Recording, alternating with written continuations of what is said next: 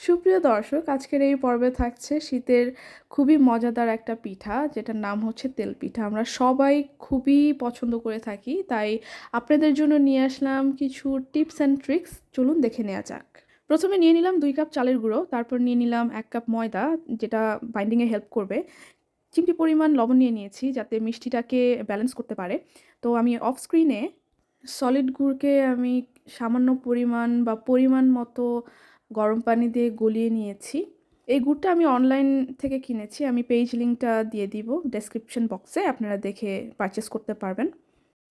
আস্তে আস্তে এটা সুন্দর মিক্স করতে হবে, যাতে সব কিছু একসাথে বাইন্ডিংয়ের কাজ করে। একটু পরেই দেখতে পারবেন আস্তে আস্তে আমি গুড়টাকে বা লিকুইড গুড়টাকে মেশাচ্ছি, যেমন আমরা রুটির ডো করে থাকি অল্প অল্প পানি দিয়ে। তো সেমভাবে একটু করতে হবে। প্রসেস করতে একটু সময় লাগবে। যখন পারফেক্ট পিঠা হবে তখন এই সময়টাই আপনাকে আনন্দিত করবে।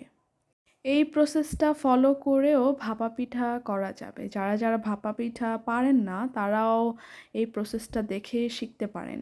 এই যে ভাপা পিঠা তৈরি করার জন্য এই পর্যায়ে এসে আপনারা দেখবেন যে চালের যেই মিশ্রণটা ওটা হাতেও লাগবে না, আবার ভেঙেও যাবে না। তখন আপনারা বুঝতে পারবেন যে এটা ভাপা পিঠার জন্য পারফেক্ট একটা ডো হয়ে গেছে বা মিক্সার হয়ে গেছে। তখন আপনারা প্রসেস করতে পারবেন। আমি ভাপা পিঠার জন্য একটা নতুন ভিডিও নিয়ে আসবো আপনাদের জন্য। তো আমি আরও লিকুইড গুড়টা মিশিয়ে নিচ্ছি। মনে হয়েছে যে মিষ্টিটা কম হয়েছে। এভাবে মিক্স করতে থাকবো যতক্ষণ না আঠালো ভাব এটার মধ্যে সৃষ্টি হয়। এখানে আমি কুসুম গরম পানি নিয়ে নিচ্ছি, মানে আপনি টাচ করতে পারবেন এরকম পানি নিতে হবে। তো এই পর্যায়ে আমি হচ্ছে মিক্স করে নিব, অল্প অল্প পানি দিয়ে একটা ডো করে নিব। আমাদের নানি দাদিরা যেরকম করে নিত, আমি এখানে কোনো বেকিং সোডা বা বেকিং পাউডার ইউজ করিনি। প্রায় ১০ মিনিটের মতো আমি এই মিশ্রণটাকে চেটকিয়ে নিব, যাতে এটার ভিতরে বাবল ক্রিয়েট হয়। বাবল ক্রিয়েট হলে অ্যাকচুয়ালি যে তেলের পিঠাটা আছে খুবই ফুলবে।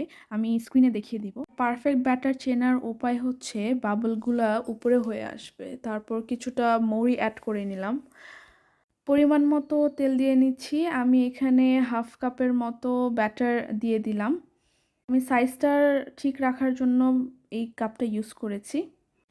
প্রথম পিঠাটা আমার পারফেক্ট হয়নি, দেখেই বোঝা যাচ্ছে, কারণ ব্যাটারটা ঘন হয়ে গিয়েছিল।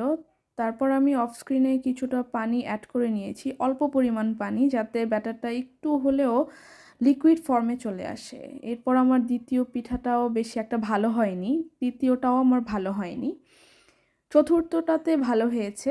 কারণ তেলটা তখনও গরম হয়নি, চতুর্থটার সময় তেলটা খুবই গরম ছিল, মাঝারি আঁচে ছিল, তাই পিঠাগুলো ফুলকো হয়েছে। পিঠা বানানোর আগে তেলটাকে মাঝারি আঁচে গরম করে নিতে হবে। আমি 2 কাপ চালে 13টা থেকে 14টা পিঠা তৈরি করে নিলাম।